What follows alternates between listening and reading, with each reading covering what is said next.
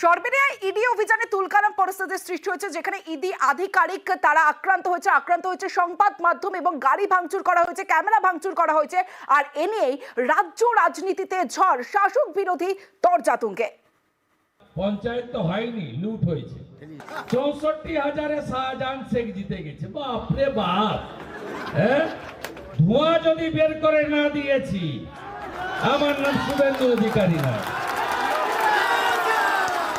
কখন কোন বিপদ হয় সে ছুটে যায়, সে কোনো ধর্ম দেখে না, কোন জাত দেখে না। সেই মানুষের উপরে এইভাবে এসে ইডি সিবিআই হানা দিল শুভেন্দু অধিকারীর কথা মতো।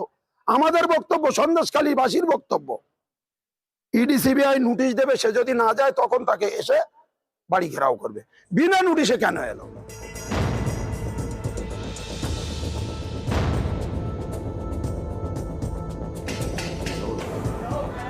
তল্লাশির পাল্টা হামলা, সন্দেশখালীতে তৃণমূল নেতার বাড়িতে অভিযান ঘিরে তুলকালাম, ইডি সিআরপিএফ এর ওপর হামলা, মাথা ফাটল তদন্তকারী সংস্থার অফিসারদের, গাড়ি ভাঙচুর, প্রাণ ভয়ে অটোয়ে পালালো ইডি।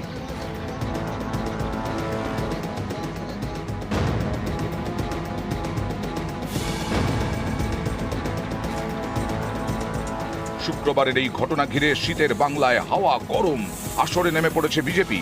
সোশ্যাল মিডিয়ায় শুভেন্দু অধিকারী লেখেন, ভয়ঙ্কর, পশ্চিমবঙ্গের আইন শৃঙ্খলা ভেঙে পড়েছে। সন্দেশখালীতে ইডি আধিকারিক এবং সিআরপিএফ এর ওপর বর্বরচিত আক্রমণ হয়েছে। কেন্দ্রীয় স্বরাষ্ট্রমন্ত্রীর কাছে অনুরোধ, এই নৈরাজ্যের বিরুদ্ধে কড়া পদক্ষেপ করার। এনআইএ কে দিয়ে এই ঘটনার তদন্ত করানো উচিত।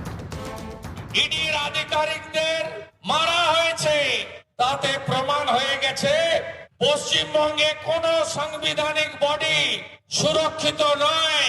শুধুমাত্র তৃণমূলকে বেইজ্জত করবে বলে বিজেপির নির্দেশে সেন্ট্রাল এজেন্সি এবং সেই সঙ্গে সেন্ট্রাল ফোর্স বিভিন্ন এলাকায় গিয়ে তল্লাশির নামে প্ররোচনা দিচ্ছে।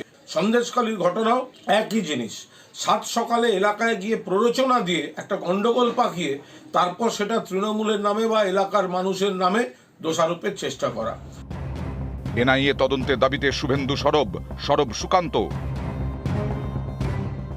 অমিত শাহকে চিঠিও লিখেছেন সুকান্ত মজুমদার। চিঠিতে লিখেছেন, কলকাতা হাইকোর্টের মাননীয় বিচারপতি অভিজিৎ গঙ্গোপাধ্যায় এই ঘটনাকে সাংবিধানিক সংকট বলে মন্তব্য করেছেন। রাজ্যপালেরও অবিলম্বে হস্তক্ষেপ করা উচিত, রাজ্যে রাষ্ট্রপতি শাসন জারি করা উচিত। এই তো প্রমাণ হয়ে গেল না, আমরা যেটা বলছিলাম যে সন্দেশখালীতে শাহজাহান মতো লোকেরা তারা রোহিঙ্গাদেরকে বসিয়ে ভারত বিরোধী একটি শক্তি তৈরি করার চেষ্টা করছে। আজকে যেটা দেখলাম সেটা ট্রেলার। কিছু হতে না হতেই বলে দিল অনুপ্রবেশকারী রোহিঙ্গারা হামলা করেছে। ভাই, অনুপ্রবেশ আর রোহিঙ্গা হলে তাহলে তোমার অমিত শাহের বিএসএফ কি করছিল বর্ডারে? সিনগুলো তৈরি করছে বিজেপি, আর তাদের সঙ্গে হাত মিলিয়ে আছে তৃণমূল বিরোধী এই অশুভ শক্তিগুলো।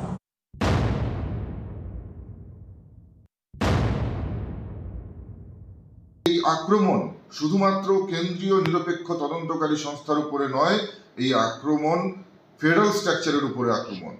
দেখুন, ইনভেস্টিগেটিং এজেন্সির অফিসাররা স্থানীয় মানুষদের বিভিন্নভাবে প্ররোচিত করেছে, তাই স্থানীয় মানুষের স্বতঃস্ফূর্ত রিয়াকশন হয়েছে।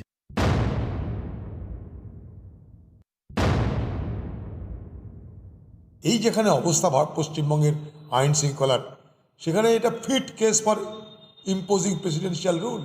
রাষ্ট্রপতি শাসন করার জন্য উপযুক্ত আইন শৃঙ্খলার অবনতি হয়েছে বাংলায়।